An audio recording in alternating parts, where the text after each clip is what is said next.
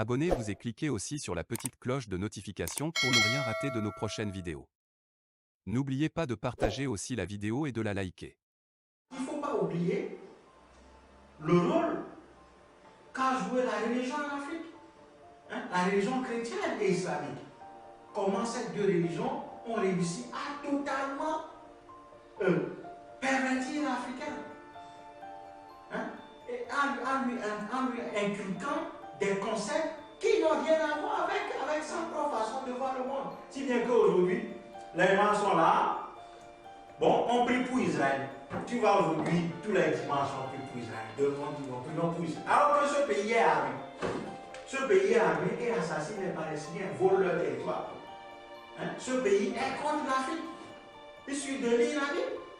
Il suffit de lire la Bible. Il suffit de lire comment ceux qui ont rédigé la Bible ont dépeint l'Égypte. L'Égypte est vue comme le temple de Satan.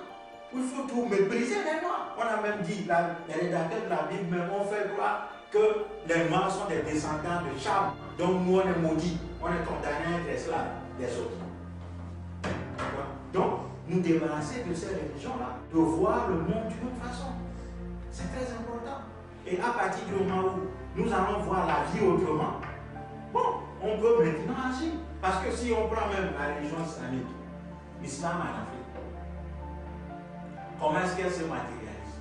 Elle se matérialise par la consommation effrénée du mouton. Dès qu'ils sont là, les musulmans africains, ils ne font que manger le mouton. C'est ça, là.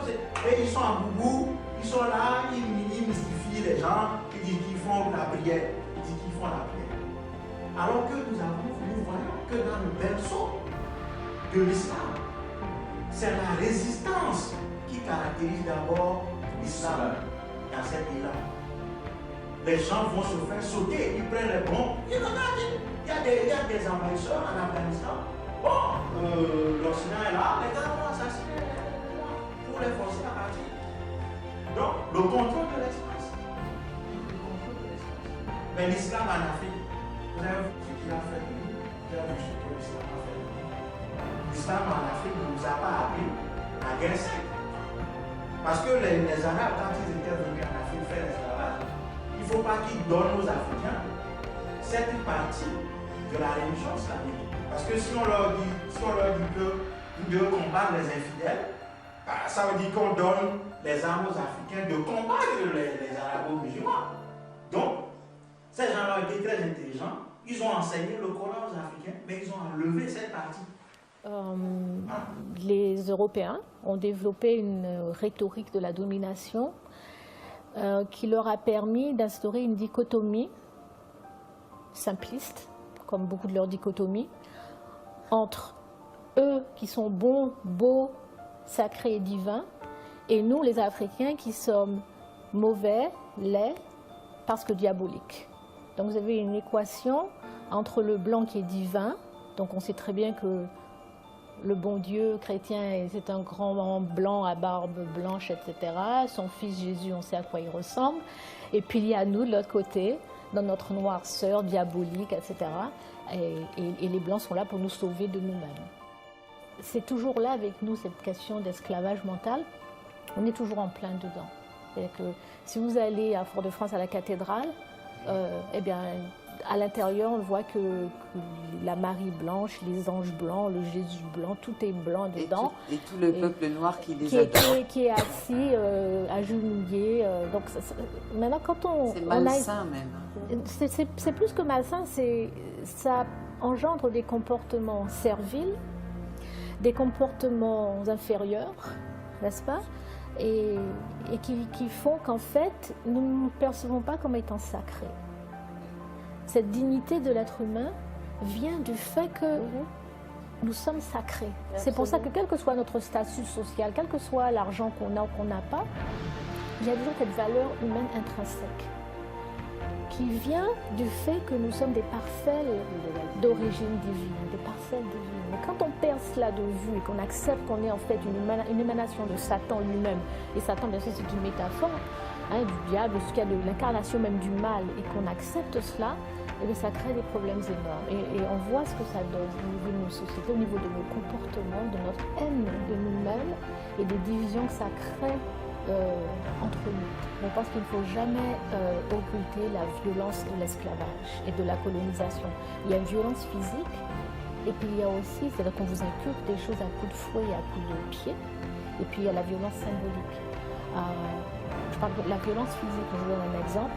Mon père, qui est un homme, maintenant qui a 86 ans, me racontait comment, quand il était petit en Guadeloupe, il habitait au Domorne, dans une espèce de pente, et le père catholique, je ne connais pas Pierre, leur faisait réciter des versets de la Bible, enfin, je ne sais pas comment ils font leur histoire. Et il me disait que c'était à coups de pied que ça se faisait. À coups de pied. À coups de pied. C'est-à-dire que le blanc, le prêtre catholique, donnait des coups de pied à ces petits Africains en Guadeloupe. Si jamais ils disaient un mot mal, ils avaient oublié la moitié d'un truc, c'était à coups de pied. Et il me disait que c'était d'une telle férocité, comme ils étaient en pente, il y avait des enfants qui en fait déboulaient le mont, comme on dit, et qui se retrouvaient au bas de la côte. Et c'est à coup de pied. Il fallait qu'ils reviennent prendre encore leur coup de pied. Juste... Non, mais la violence, tant que nous n'aurons pas fait la paix avec nos ancêtres, et donc avec l'Afrique, nous aurons beaucoup de mal à nous remettre debout. C'est mon analyse. Je le vois, c'est vrai ici, c'est vrai en fait partout. C'est vrai partout, c'est même vrai en Afrique, quelque part. Les Africains doivent faire la paix avec l'Afrique, avec nos ancêtres, avec les traditions qui sont les nôtres, avec la culture qui est la nôtre. C'est une religion extrêmement intéressante pour le pouvoir, puisqu'elle dit en gros, tout pouvoir venant de Dieu, vous devez accepter le pouvoir. Si vous refusez le pouvoir, alors vous vous opposez à Dieu. Et puis après, c'est une religion qui vous dit, pardon, souffrez. Souffrez, identifiez-vous à la passion du Christ. Le Christ est mort sur la croix. Eh bien, si vous voulez exister, il faut imiter Jésus. Le christianisme, c'est ça, c'est l'imitation de la vie de souffrance de Jésus. Formidable pour un chef d'État, pour un empereur, de disposer d'une idéologie qui dit souffrez, ne vous rebellez pas. Pas de révolution, pas de rébellion. Si vous souffrez, qu'on vous frappe, qu'on vous maltraite, qu'il y a de l'esclavage, que vous n'êtes pas payé, etc., c'est pour le bien, c'est pour votre propre bien. Vous achetez votre paradis. Donc c'est une religion extraordinaire. Et Constantin qui en a besoin, Constantin est un personnage de sac et de corde, qui tue, qui massacre, qui fait assassiner autour de lui 2 ou 3 personnes parmi ses proches, notamment une épouse, a une mère qui s'appelle Hélène, avec laquelle ils vont construire la biographie de Jésus. C'est-à-dire que Hélène s'en va en Palestine, et comme par hasard, elle retrouve en Palestine la croix, les clous, l'épine, la couronne d'épines, le manteau du Christ, tout est là. 4 siècles plus tard, on retrouve tout ça intact. Et on vous dit, ben voilà, Jésus finalement, qui était un concept, devient une réalité.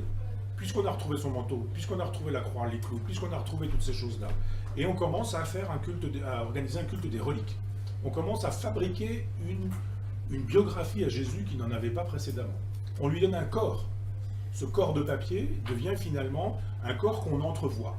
Et l'art va jouer un rôle extrêmement important, et nous en sommes encore là.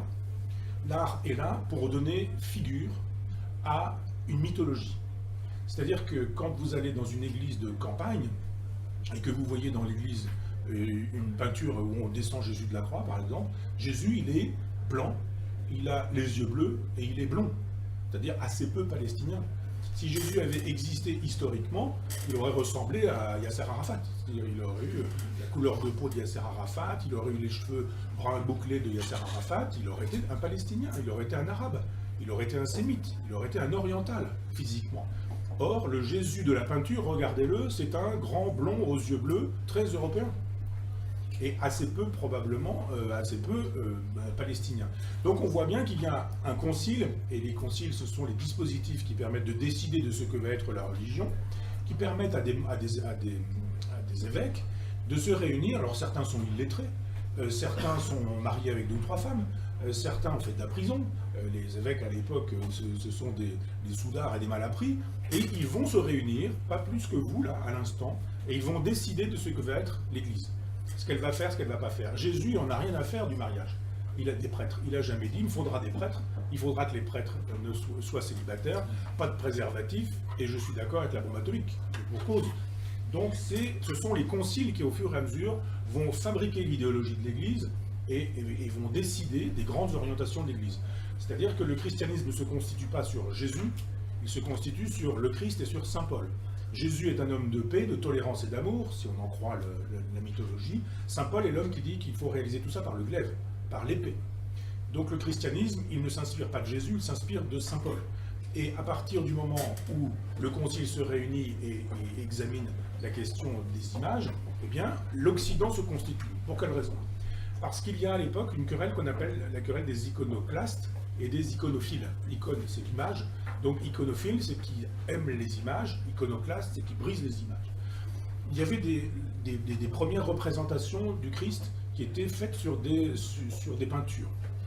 Quand on se met à genoux devant une peinture du Christ, et que le Christ est Dieu, qu'est-ce qu'on adore? Est-ce qu'on adore Dieu ou est-ce qu'on adore une peinture? Certains disent en fait, c'est du fétichisme, c'est du paganisme. On est à genoux devant une peinture, donc c'est de l'idole. Et il faut détruire ces idoles-là. Dieu n'a pas besoin de représentation. Et puis ceux qui nous disent, mais non, c'est une occasion, c'est un moyen, on dirait aujourd'hui c'est un média, c'est quelque chose qui nous porte vers Dieu et vers la divinité. Et donc, on a le droit de faire des images de Dieu, des images des divinités, sans qu'on soit pour autant des païens. Le concile débat, redébat, débat encore, ça dure longtemps. Et à un moment donné, quand je dis longtemps, c'est sur des dizaines d'années, et à un moment donné, on tranche et on dit, oui, iconophilie, on a le droit à l'image. À partir de ce moment-là, cette religion qui aurait été sinon purement conceptuelle, devient une religion extrêmement physique. L'art, c'est ce qui permet de donner un corps à Jésus qui précédemment n'en avait pas, puisqu'il n'avait pas d'existence. Likez la vidéo si ce n'est pas déjà fait. Laissez aussi votre point de vue en commentaire.